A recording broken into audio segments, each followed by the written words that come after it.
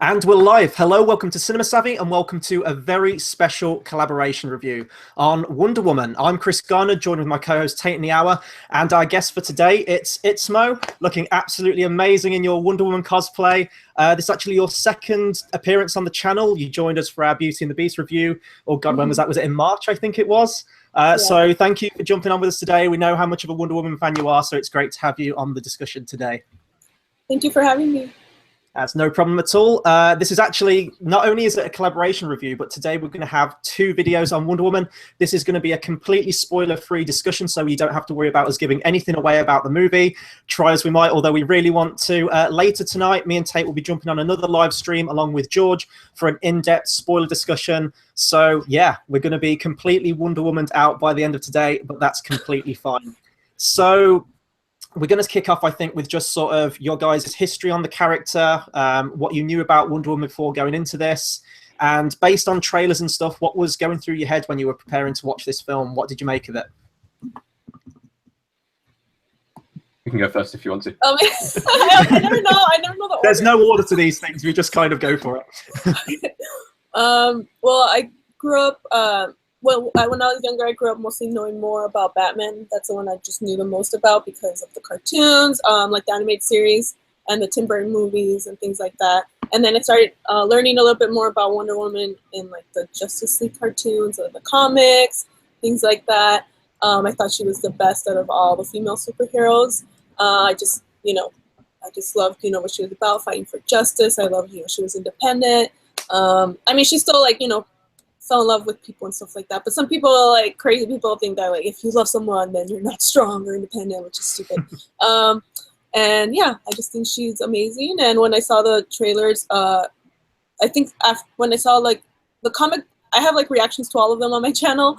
When I saw the Comic-Con one, I was super excited. I was like, yeah, But then when I saw the full length, like I think like the first actual trailer, I cried. I couldn't stop crying. Like when I was talking about it, I could not stop crying because it was just like, this should have happened a long time ago, a Wonder Woman film. She definitely deserved one. And I just couldn't believe like it's actually happening and it looks amazing. And yeah, and I was just happy, for a lot of the young girls that are, now going to get to see this awesome superhero on screen. Because I was just thinking as a kid how much I would have loved that. That would have been amazing. So I was just happy for little girls. And Patty Jenkins actually, somebody tweeted that reaction to her and she retweeted it and she said, nothing better than getting a reaction like that. So she saw me cry. And yeah, I was just super excited. It was historical, I think, for me. It was super important, this movie, just because I think she's like the best female superhero. She's finally getting her own movie because it's like she's part of the Trinity, okay? Superman, Batman, and Wonder Woman. They've all had their movies. They're great. She is just as great, and she's finally getting her own movie. And I thought, like, okay, if the DCU can only get one film right, please let it be Wonder Woman, because if it's bad, oh my gosh, it's gonna be horrible just for Gal. It would be bad for her. It would be bad for Patty. Just maybe female directors in general. People are not gonna want to. Producers are not gonna want to hire them or anything like that. But I'm so glad the opposite happened. That seems to be that's gonna be doing great with fans, critics, and just financially too. So absolutely. Tayte, how about you? Okay, so Wonder Woman for me, I had barely any introductions other than the Justice League and Justice League Unlimited cartoons, which I watched a few of when I was a kid. I thought that she was the best part of Batman vs Superman. I know that you didn't really hear my opinions on the channel because I was away in Austria at the time, but I personally think that she was the best thing about that film. More than Batman, like, I really do think that she was just film, if that film could be said to have highlights. I too did not like it. As far as the DCU is concerned, DCEU, sorry, extended universe, I liked Man of Steel. I feel like I'm the only person on the podcast who did like Man of Steel. No, George liked it too. I liked it. I liked it. Okay. Well, okay. Chris, you're the only person on the podcast who didn't like Man of Steel. And this is why all the DC hate is put onto me. That's why. Funnily enough, we had a dislike on this review before it even went up. When we were just kind of waiting for the stream to start, we already had one dislike, which is amazing. Brilliant. But no, I didn't like Batman versus Superman. No, I have not seen the extended cut. No, I don't want to see the extended cut.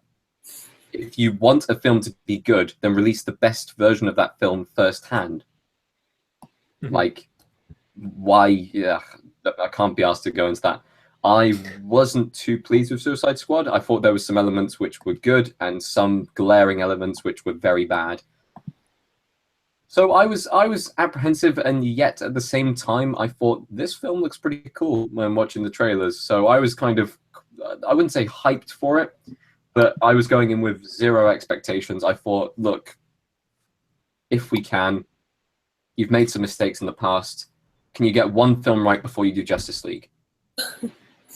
Please. Because let's look at Marvel, as it's the easiest comparison to make. They set up their own universe by having a series of films before teaming up all the heroes together. They've had how many films? Is it 3, 4? Before having the massive team up, whilst Marvel had a whole series spread out across a larger span of time.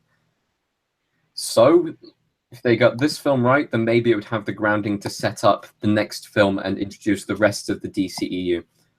So yeah, going into this film, I was not too well known on the whole history of Wonder Woman, but I was excited enough to just kind of go in with an open mind. I'm similar to you, Tate, in this regard, in that I pretty much knew nothing about Wonder Woman. Usually with a lot of, like, obviously Superman and Batman, they were always my go-to superheroes. I knew a lot about them, but Wonder Woman I really didn't know much about. I knew that she was the daughter of Zeus. She was made out of clay. I think they change up her origin a lot with the comic books. I think that was something that was introduced in the New 52, and they've like cherry-picked with this film with certain bits of her origin. I knew that she had an invisible jet, that she had a lasso of truth, and that she had a sweet 70s series with Linda Carter, and that was pretty much all I knew about Wonder Woman. I didn't even see the Justice League cartoons or anything like that. So going into this film, or even I guess with Batman v Superman, that was my first proper introduction to the Wonder Woman character. I was going in mostly cold. And I guess I need to address the elephant in the room with a certain reaction video I made on a certain trailer for Wonder Woman, in which I didn't even say bad things about it. I said that I disliked, I thought that Man of Steel was a massive waste of potential. I hated Batman v Superman. Both cuts, the extended cut is a better version of that movie. But when 2.5 hours of the movie is already bad, like an extra half hour isn't going to save the movie at all. Although I do agree with you, Tate, that I did think Wonder Woman was the best element of Batman v Superman. Suicide Squad, I don't think I hated as much as other people. It's a complete mess of a movie, but that was when it, you know, in the editing process, that wasn't the original style of the movie they were going to make. They clearly looked at Guardians of the Galaxy and tried to engineer it in a way where it mirrored that style, and I don't think that worked for it. But it looked like they were starting to introduce a little bit more personality into it. They were trying to have a little bit more fun with these characters. So, but what I saw from the trailers of Wonder Woman, I thought it looked great. I loved the visual style of it. It looked in keeping with the rest of the franchise. But it looked fun, it looked entertaining, and it looked like it was having fun with its character rather than turning Wonder Woman into like a dour, depressive, solitary character like they've done with pretty much every other character in the DCU so far. Yeah, I'd have to say a problem with that is that you can have a dark version of Batman, because Batman's seen shit and he's done shit. Superman, because he basically has the weight of the world on his shoulders the whole time. Entire character premise, as far as I'm aware, is always based on hope. Yeah. Have her being a downer. Like, no matter what cinematic universe you put her in, if her main thing is, we always have hope. And, like, from Justice League and Justice League Unlimited, what I got from the very little kind of things which I've seen from it, kind of when Batman and Superman kind of stand maybe a little bit too close to an issue, or they're unsure on how to deal with the situation, Wonder Woman is always the person who comes in and just kind of knows exactly what to do and just deals with it, and is the one who kind of is strong-minded enough to do that. Yeah. So I wanted to see a character like that, and we saw flickers of it in the short time that she was in the film in Batman vs Superman. So finally seeing her have an entire film where, I'm going to say spoiler, but it really isn't, where she actually does that throughout the entire film, it's really good, it's really fresh, and I'm happy because of it. But the thing is, she's not even like a completely clean-cut superhero in this. Like, she does have moments where she is pushed to, like a mental extreme, and she does have to fight against loads of opposing forces. So you do still have that integral part of the character, but there's just such a nice overriding theme of hope throughout this film. And a DC film made me feel happy and elated. Like if we're going into overall opinions now, I absolutely love this movie. I don't know quite how I'd put it if it would be in my list of, say, favorite superhero films of all time. I will go so far as to say it's the best DC film after The Dark Knight. I love this movie, and I don't want this to take away from the Wonder Woman character at all. But I was saying this to you, Tate, before we hit record, that this was a better Superman movie than Man of Steel was. Like, the qualities, all these qualities for the Wonder Woman character should have been present in a Superman film, and it was an absolute joy watching this film. It's leaps and bounds above most Marvel movies I've seen. I don't want to bring like the whole Marvel versus DC thing up because I appreciate both for what they are, but yeah, I had just a great time at the movies with this one. Absolutely loved it. Itzmoe? I feel like we've been talking a bit too much. Sorry. Sorry. So now, overall opinions, right? Just overall opinions, general opinions. I saw it for my third time last night. I still went to the premiere, so yeah, I saw it again. Still cried, still laughed. I still enjoyed it. I feel like every time I see it, I like pay attention to different things. I just like notice different things. So I feel like I'm gonna go see it again. But yeah, I just loved it. I loved all the little kind of nods to Superman. To Richard Donner's Superman. I really love that. And I just fall in love with her every time, with her, her innocence, and just like the little moments. I can't say the moments, but she's discovering the world. She's just so adorable. And I went with a friend who had never seen it yesterday, and he's not really into like superheroes or anything. And so I was like, be honest, what do you think? And he liked it. And he also said the same thing too. How she's kind of at the same time, she's like kind of very innocent, but she can also kick your butt, So, I thought Gal did a really great job. And Chris Pine, I'm not really a Chris Pine person. Like, I don't hate Chris Pine. I'm just indifferent, Usually I'm like, if Chris Pine's in a movie, I'm not going to be like, I'm going to go see it because of Chris Pine. I'm indifferent. But then I loved him in this movie, and I loved his character because, I've known about the character, but I was never really like, Steve Trevor's awesome, but after watching this movie, I'm like, Steve Trevor's awesome, and I just liked how it was kind of a combination of different movies in one. It was kind of, fish out of water, period film, war film, love story, and a superhero movie, like kind of all in one, and yeah. Tell you, how about you? Yeah, I really enjoyed it. I really did. I came out the cinema with a smile on my face. I was watching it alone, which I don't usually do. I usually watch it with a friend or with one of my parents. But like the atmosphere just from the cinema goers, I didn't hear a single person walking out the cinema say a negative comment. Everyone was kind of smiling. Everyone was happy. The cinema was packed, by the way, and I don't know, it wasn't opening day, and people were still coming in. And my friend went to go see it 2 days ago, and he said completely packed. So, like, yeah, it's still bringing the numbers, and I really enjoyed it. Just everything about it. A few tiny nitpicking things, but when you've got a film which is entertaining and you can say that you enjoyed it, the small, tiny nitpicking things are just nothing in the grand scheme of things.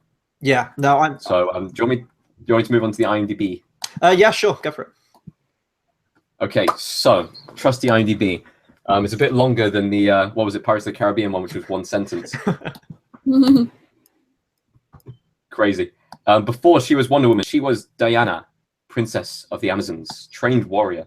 When a pilot crashes and tells of conflict in the outside world, she leaves home to fight a war to end all wars, discovering her full powers and true destiny. Yeah, and I mean, I think I like that they did make it a period film because, I mean, again, limited knowledge of the history of Wonder Woman, but I think that in the comics, it's World War II is the conflict she's involved with, whereas in this they changed it to World War One. Don't have a problem with that at all, because they did take all the key elements of her character, of her story. And I mean, very much, I'm not going into spoilers, but there is an opening scene of this film and an ending scene that kind of bookends the film, which I'm just going to say it because it's like the first minute or so. It's set in present day. I think if you took those scenes out of there, well, it mostly is a standalone film anyway, but I think if you had have removed those scenes, this is completely standalone. Yeah, and I like that about it too. And I mean, just critically as well, I just having a quick look at Rotten Tomatoes, which, you know, take that for what it's worth. It's all subjective, but it's currently on 93%, which is amazing. And I'm just glad that it, you know, it has gone over so well with audiences and critics alike. It's a great achievement for this film. Give me a second. I'm just trying to find something out. Because I'd be very interested to see this. Okay, that is rated only just lower. That would come second if it was up against all of the Marvel films that have been released. Mm-hmm. With a 93 rating. Number 1's 94, the original Iron Man. Number 2 is 92, Marvel's Avengers. So it slots in there. Yeah. Which is, it's competing. And I mean, you know, I've always wanted this to happen. Like, as negative as I have been on the previous DC movies, I don't want to see this universe crash and burn. Like, these are characters that I care about. This is, I mean, if I'm looking at purely from the comic books, I much more gravitate towards DC's characters. I think when the stories, I think they're much more psychologically rich, and there's a lot more at stake for the characters in DC. And it's nice now that they've had one great movie. Whether Justice League is going to be like that, I don't know. Maybe Zack Snyder's the problem. And we're going to see that with Justice League, but I know that he's left now for personal reasons. I'm not going to go into that. But, I mean, yeah, I'm just glad that Wonder Woman's got a great movie. So I guess we can move more into the characters now. So, Itzmoe, Gal Gadot as Wonder Woman. What did you think to her in this movie? I think I know what you're going to say, but go for it. Well, first of all, I mean, yeah, I thought she was great. But, yeah, like I just said before, like the first time we saw her in BVS, I also thought she was probably like the best part of the movie. And she, you know, I was a little worried before because, yeah, she hadn't had like that much, I think, acting experience. And I was hopeful but worried that, like, you know, she might not be able to carry a whole film, but she proved me wrong. She was great. Not just like with the action scenes. I thought, yeah, they were awesome. I loved, oh gosh, I can't really say spoilers. I was really, really impressed by her towards the end, towards certain moments. That I thought she did a really good job. And then, like I said, I thought she played like kind of like the innocent, naive aspect of Diana very well. And then her chemistry with Chris Pine was great. You know, I thought she played all the comedy, like the funny bits well. And yeah, that she was great. Yeah, I mean, I loved Wonder Woman in Batman v Superman, but I remember when she was initially cast, and I don't think this is just me, I think a lot of people were like this. When Gal Gadot was initially cast, people were like, who is Gal Gadot? The model? Like, who is she? Like, what's she done? She's done a couple of appearances in a few Fast and Furious movies. Like, you're going to cast her as one of the Holy Trinity of DC. And she was fantastic in this movie. And as you said, like, all the different qualities she brought to the character in this film, whether it was comedy, whether it's the heartfelt moments, the love story, the action scenes, she just nailed it all. And not just that, but her chemistry with Chris Pine was amazing. And you talked about Richard Donner as well, and I do want to go into that more later on.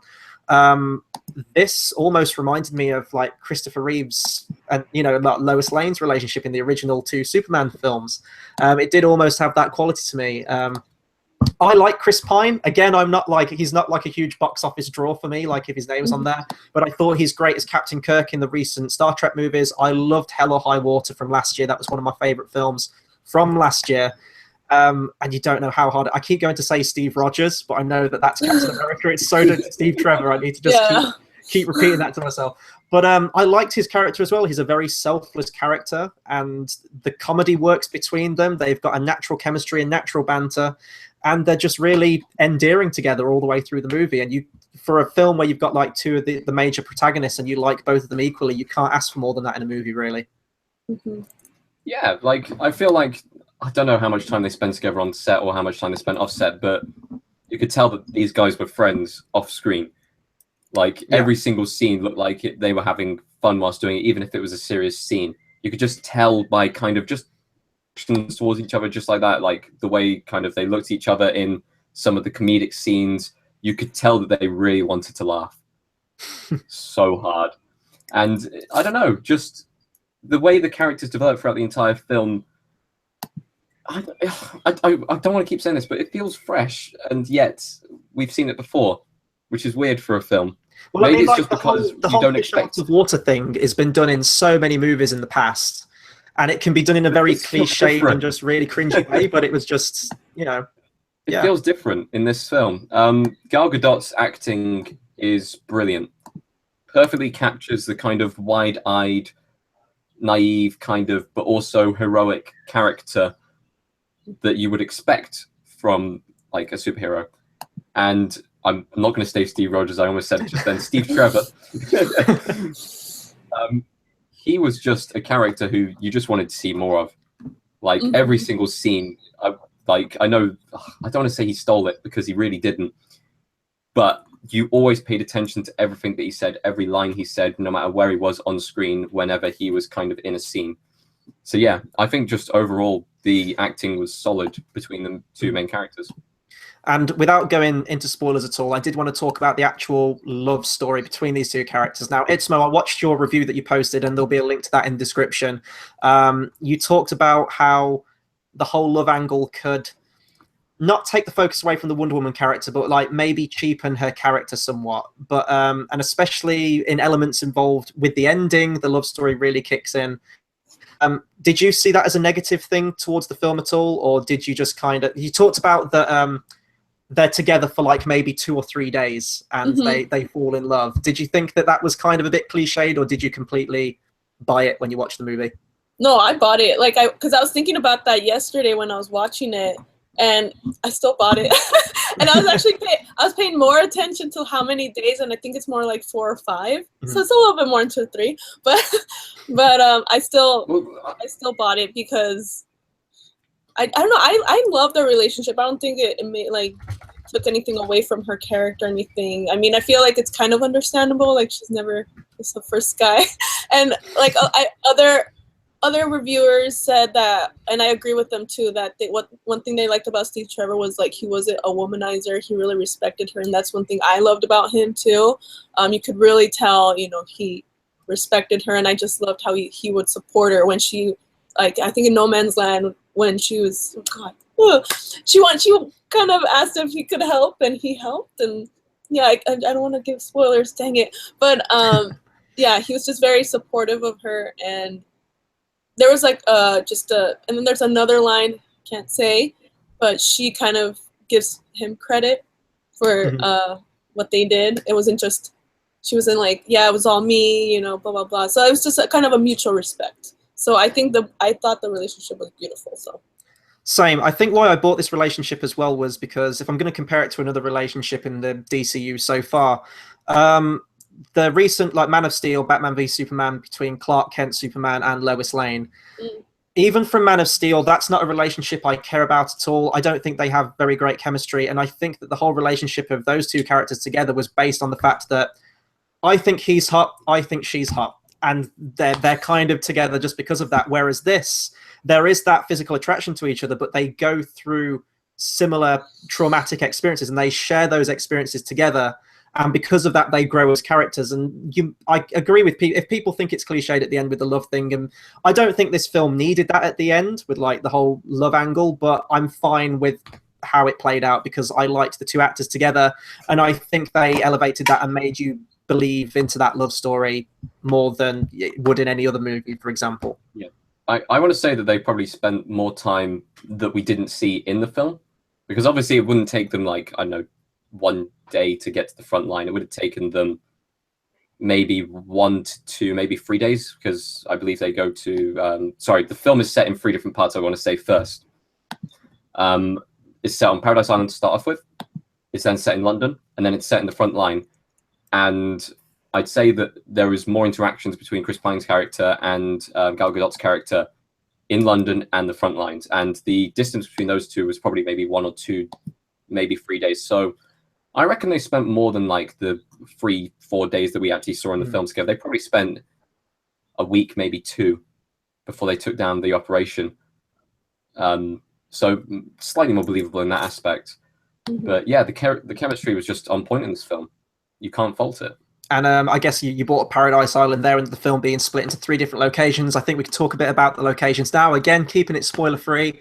What did you guys think of Paradise Island, how it looked, and the Amazons and everything like that? Seeing that on the big screen, what did you guys think? Looks cool. Can I live there? It was beautiful, obviously. I love the way the Amazons looked, like physically. I shared an article, I don't know if you saw it on Facebook, about how they got like actual like athletes, like CrossFit athletes and all these other types of athletes. So I really like that it wasn't like typical, like, you know, Hollywood, like, oh, let's get skinny. Like, they actually try to make them look like Amazon. So I really, really appreciated that. And I like the costumes. A detail like I noticed is I would look at all the tiaras, and I liked how they were all different. So I thought that was really cool, just like a little detail like that. And oh my gosh, okay, well, the little girl that plays young Diana, she's so adorable. That's all. She's so freaking cute. Like, she's so cute. Oh, I've got a name. I don't know where I recognize the name from. Maybe like she went on a talk show or something like that. But Lily Aspel playing young Diana, and yeah, as far as like kid portrayed characters go, I'm not a fan of kid actors. I'm really not. There are more bad kid actors than there are good kid actors, and sometimes they can be terrible and spoil parts of the film. I'm looking at you, Oblivion, ending with the worst line in cinema history. And sometimes they can be better. For example, Tremblay in The Room. So you can get a good balance, but like it wasn't bad. It wasn't stupendously good, but she did play the wide-eyed kind of, I want to go and be adventurous within the world. I want to learn. I want to follow in the footsteps of all the other people on the island and stuff like that kind of thing, without maybe knowing that she was a bit more than just a normal child. Like, she wasn't like, she was obviously the only child on the island, and she couldn't have known that maybe she could be more than just a normal Amazon. So it was quite nice to see kind of that acted and played out. Yeah, and similar to Thor, for example, with me with this film, I love like the whole mythological history kind of stuff. And in all honesty, if they'd have done a whole film set on Paradise Island, I'd have been fine like that, because I like seeing this culture, I like seeing their way of life, the weapons, the actions, everything that went along with it. I was absolutely captivated by that setting, and I would love to have seen more of it.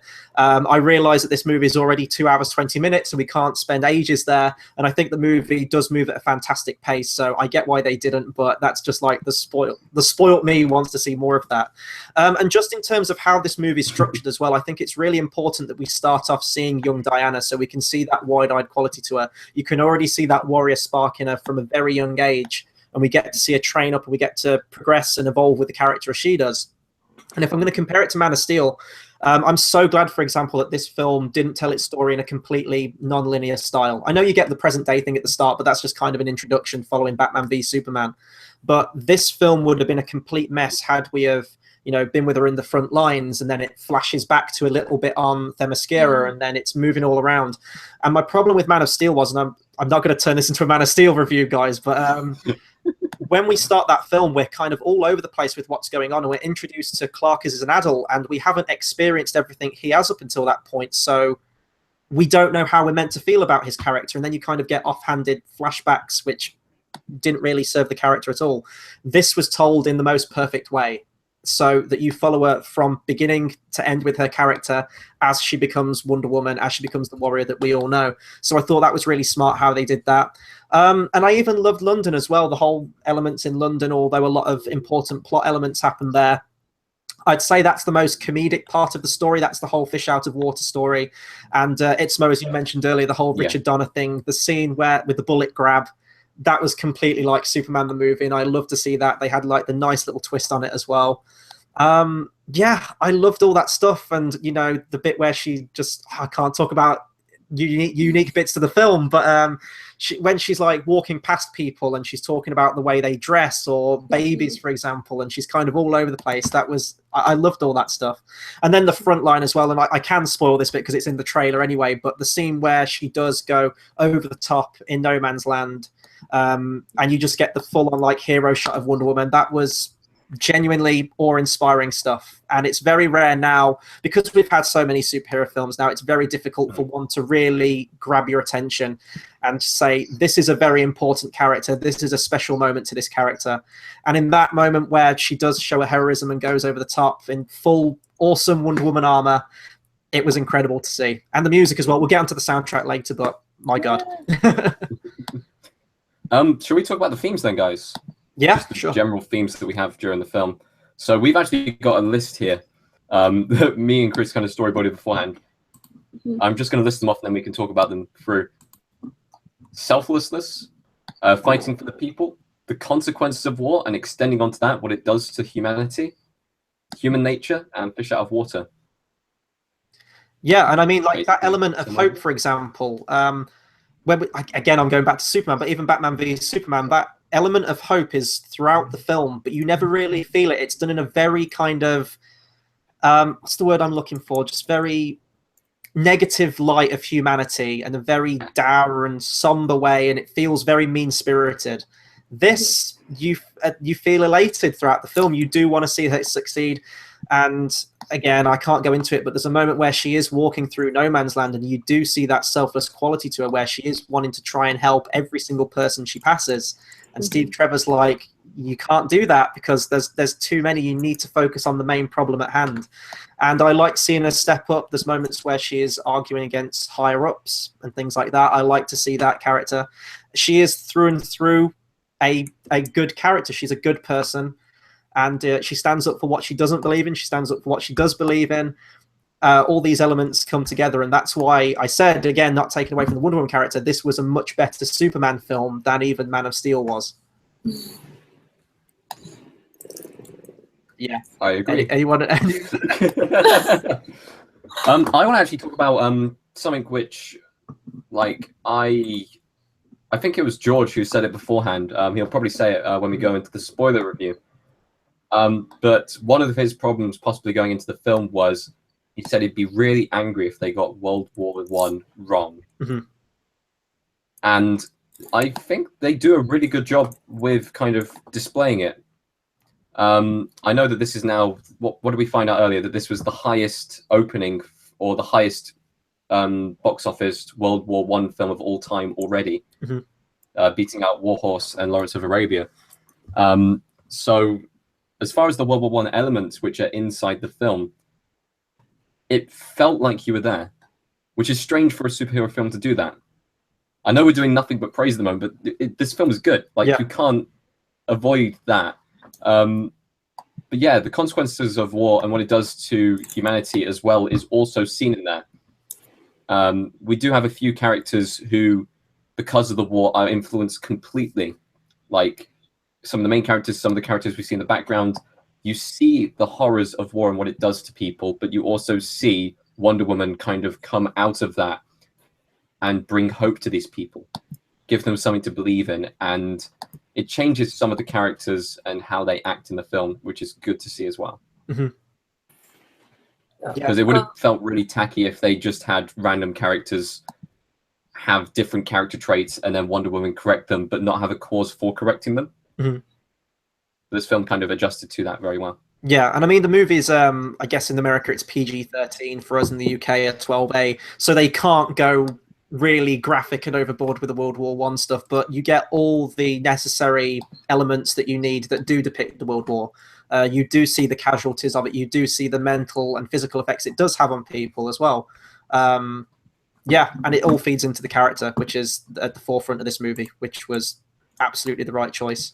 I mean, they could have very easily done like the World War I thing as an action set piece and just had it for spectacle, but there was a lot more to it than just the action and the spectacle, which I guess can bring us on to the action itself now. So, Itzmoe, what did you think of all the scenes where Wonder Woman kicked ass in this movie?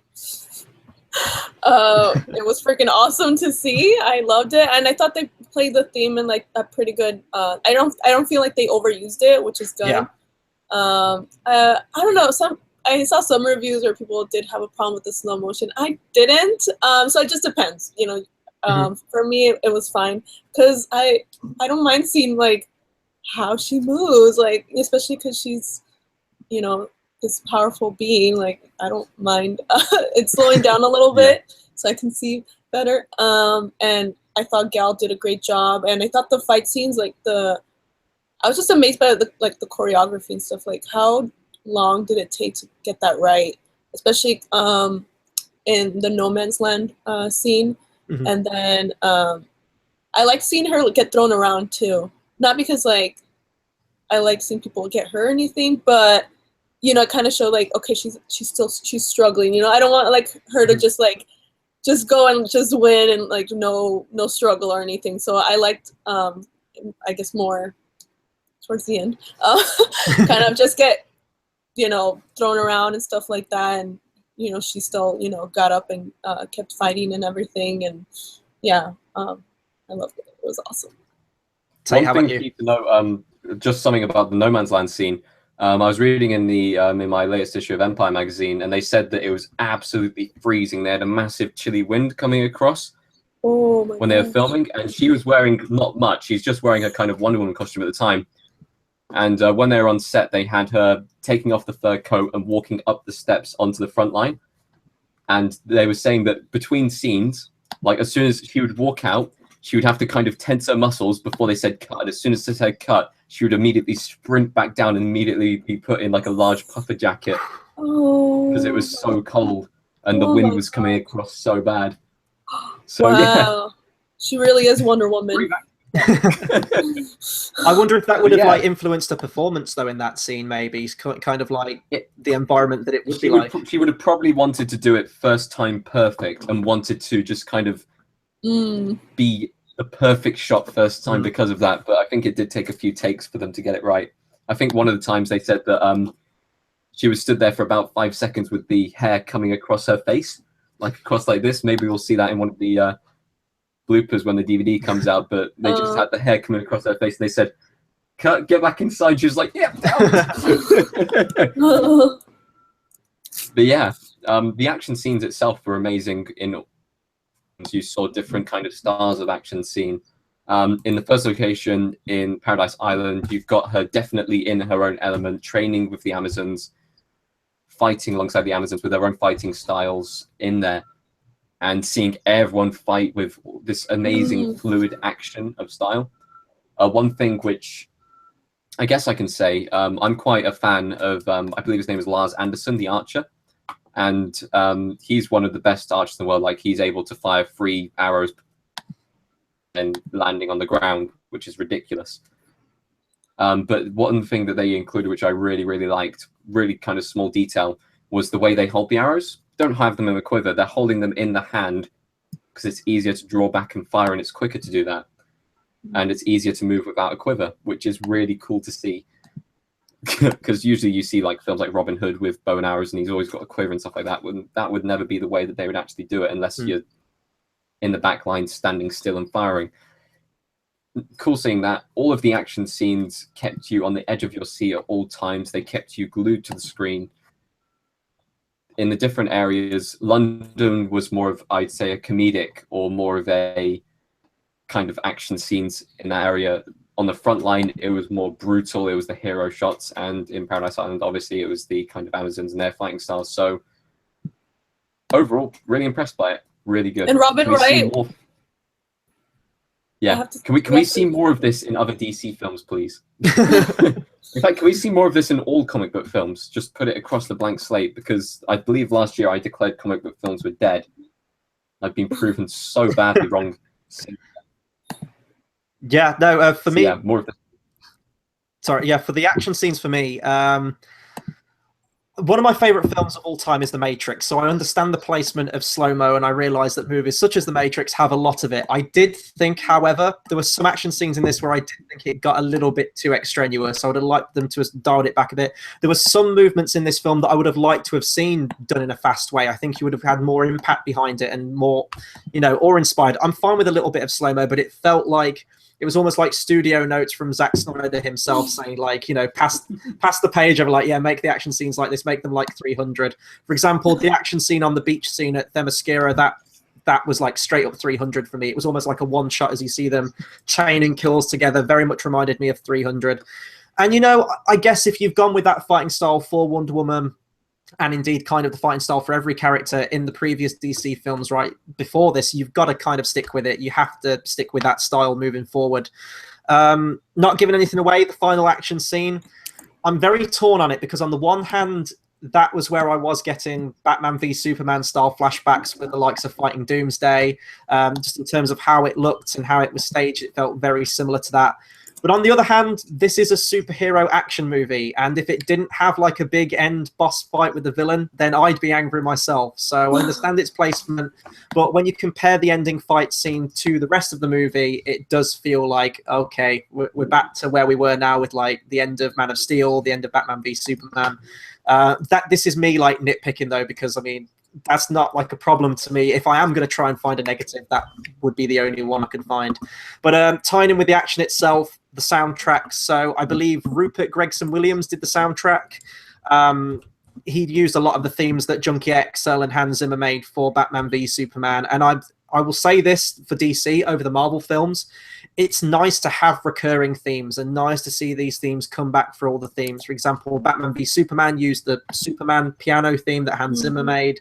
And it's nice to see them carry over the Wonder Woman theme into this one, because with the Marvel films, they kind of get a new composer for every movie. So you never get the sense of where you'll hear a theme and you'll go, oh, that's the Star-Lord theme, that's the Guardians of the Galaxy theme, or anything like that. With this one, when you hear that electric cello theme now for Wonder Woman, you immediately know it's Wonder Woman. And every time it plays in this movie, and you're right, Itzmoe, it doesn't overstay its welcome in this film. It's used very sparingly at all the right moments. It's like an absolute shot of adrenaline into this film every time it kicks in. And I love it. And I've been playing it like constantly after I've seen this movie. Yeah. This, I believe, Chris, you showed me one video once talking about the music in Marvel, and every time music in comic book hero films comes out, I always go back to that video. I can't remember what the actual video was, but I always go back to that same video about Marvel not having recognizable music.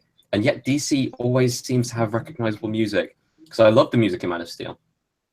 In Batman vs Superman, we heard the Wonder Woman theme for the first time, and I was just like, oh my god. Yes. Suicide Squad had some music which I would go back and like listen to, but it's a recognizable theme.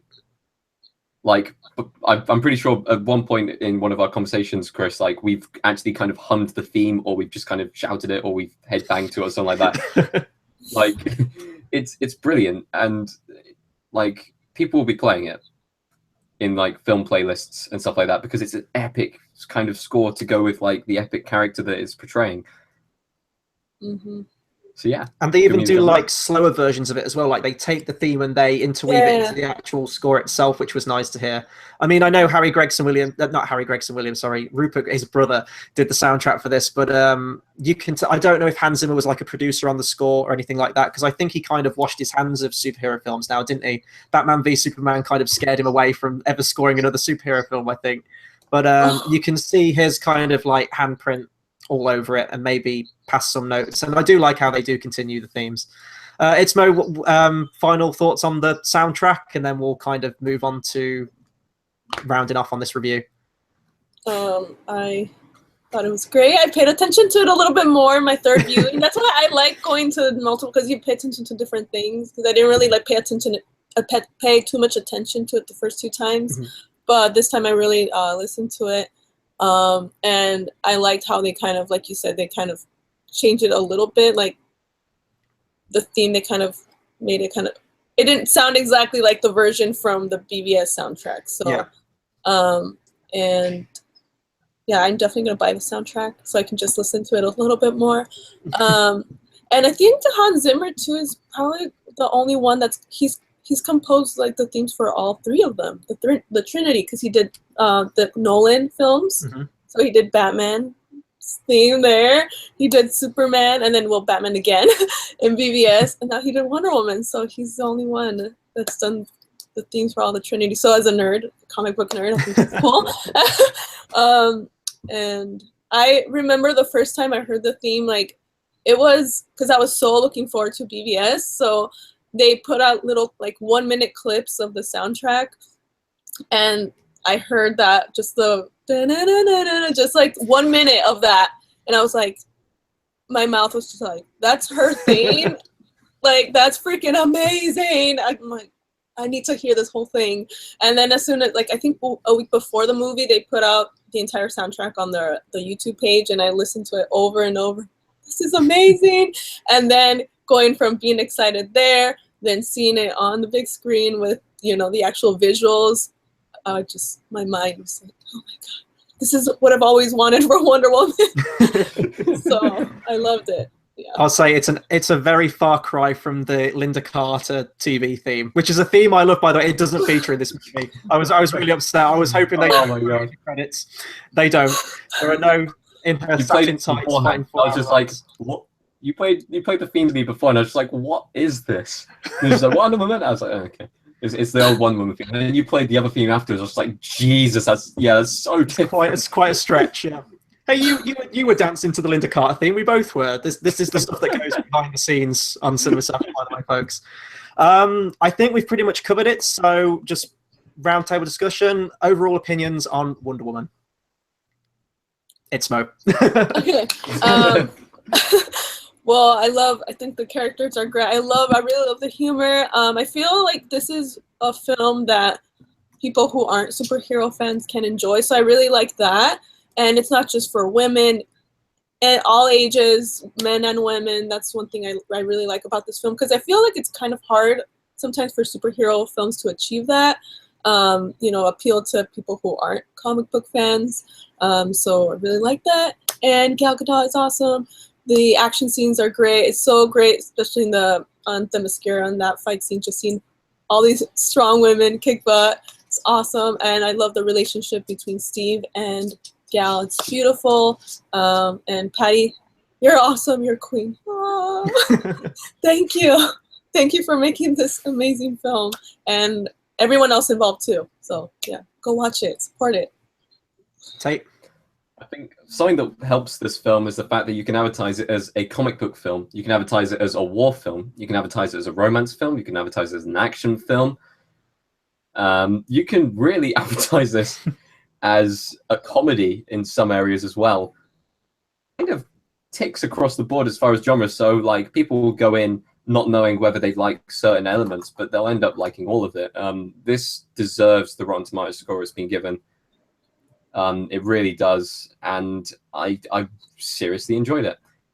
It's got me more excited for Justice League, but there is a huge but there. Justice League can still be a horrible train wreck. Maybe, just maybe, it's the character of Wonder Woman who's the only good thing in the DCEU. Maybe. God, that's a depressing. I mean, I love Wonder Woman, but that's a depressing thought. It's a foreshadowing thought. I really hope not. I really do hope not, because I really enjoyed this film. And yeah, I wouldn't mind seeing more of these characters. Oh, and one more thing. Patty Jenkins. I think she already signed up for a Wonder Woman sequel. So, please let her also direct a Man of Steel sequel. Well, please, funnily enough, yes. When I went on to IMDb and I clicked on Gal Gadot, two things came up which caught my eye. One, the next film that she's in is going to be Justice League. Two is that they've also put up on there, without a date announced, there's going to be Justice League Part 2, and that's the actual name they've given it here. Which caught my eye. Yeah, it was originally going to be a two-parter. I mean, Very this was going to be called Part 1, but then I think they changed their mind, and I think Part 2 is literally just going to be a Justice League 2. Yeah, they're just two different movies. It's kind of like the Avengers, how there's like two Avengers. Mhm. So it's not like the same story split in two. It's two different. It's basically like a second Justice League movie. Yeah. I'll need to have a look at the lineup of DC EU films, because I know that they've got a Cyborg film announced, a Flash film announced, The Batman. Aquaman. Who's directing that now? Then they Yeah, announced Batfleck, Batgirl, or whatever they're gonna call it. Nightwing, Gotham City Sirens. They've announced a lot Yeah, I more. heard about it, yeah. And I mean, Whedon as well. Whedon's coming on to kind of finish off Justice League for, you know, the personal reasons of why Snyder's had to leave the project.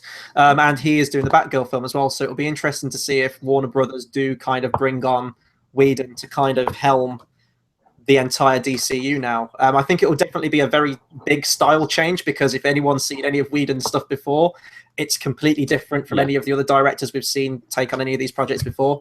But I'm hopeful. At this, like Wonder Woman instills hope in the people, she's instilled hope into me that hopefully the DC franchise can find its feet after this movie. And, you know, because I want it to. These are characters I care about. These are characters I like, and I want to see them succeed. For me, final opinions on Wonder Woman. In a world that we live in now with how many superhero films we get a year, it's an immensely competitive world between Marvel and DC and Fox, etc. I think that this film, Wonder Woman, is an incredibly important film out of all the superhero films we've had. It being, I won't say it's the first female-led superhero film, because if you look before, we've had Supergirl, we've had Catwoman, we've had Elektra. None of those are good movies, by the way. So I guess we could say that this is the first good female-led superhero film. But with the success of this now, it's going to be interesting to see what Marvel have to pull out the bag for Miss Marvel. I do think that, again, not to bring the rivalry up, but, you know, there is serious competition now for this movie. I loved it. There was a few negative points I had, maybe with the villain, maybe with some of the slow-mo. Those are nitpicks, guys. The Gal Gadot's fantastic. I was going to say Steve Trevor. Chris Pine's amazing. Their chemistry is completely believable. It's fun. It's entertaining. It's action-packed. It's everything you want from a superhero film, and more. I came out of this film absolutely overjoyed. I got back. I changed my cover art on Facebook to Wonder Woman. She's now one of my favorite superheroes. Had an amazing time at the movie theaters with this one. So that'll do it for our review on Wonder Woman. Be sure to comment, subscribe. Let us know what you thought of this movie. Did you like it? Didn't you like it? How would you rate it in terms of the other DC films that have come before it? Anything you like, please do drop us a comment. In terms of what's coming up on the channel, like in 2 hours' time, me and Tate will be going live again for an in-depth spoiler review on Wonder Woman. That will be with George. There'll be more movie reviews coming up in the upcoming weeks. There'll be more trailer reactions from me. Loads of new shows on the channel as well, so be sure to hit the subscribe button. Also hit the bell icon at the side, so you get a notification every time we upload something new. Before we round off, Itzmoe, do you want to kind of talk a bit about your channels and where people can find you on the social medias? Yeah, sure. Twitter, Itzmoe, Itzmoe, and that's also the name of my main channel, and that's where I do a lot of the nerdy stuff, comic book stuff. I've been doing a lot of Wonder Woman stuff just because there's a lot that has been going on for Wonder Woman, but I also just do other, vlogs if I go to some cool event or, conventions. I have some comedy skits that I've written, but I need somewhere to film them, so hopefully that will happen soon. So that channel is basically anything I want to talk about. It's on the Itzmoe channel, and then if you love 90s nostalgia, I have a whole channel for that. It's called 90s Kids Forever, so just search for that. It should be like the first channel that pops up. And then Instagram, I'm at More Than You Think 7. So there you go. It's kind of long, but yeah. And we'll have links to all those in the description. Once again, thank you for jumping on with us today. I'm glad that you were able to bring your passion for the Woman-to-Woman character to our review today. It's been great to have you back on the channel. We'll have to do this again sometime, whichever nostalgic review we have in the future. So that'll do it from all of us, guys. And until the next time, we'll see you next time. Thanks for watching. Thank you for having me. It's like